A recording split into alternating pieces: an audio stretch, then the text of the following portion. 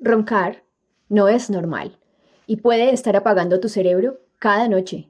Muchas personas creen que roncar es totalmente inofensivo, pero ¿sabías que puede ser un signo de apnea obstructiva del sueño?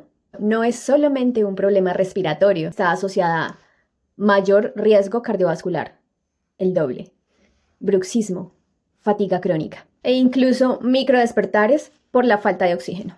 Desde la odontología integral y consciente podemos ayudarte a identificar esas señales tempranas y ayudarte a dormir mejor y tener una mejor calidad de vida, incluso prolongarla.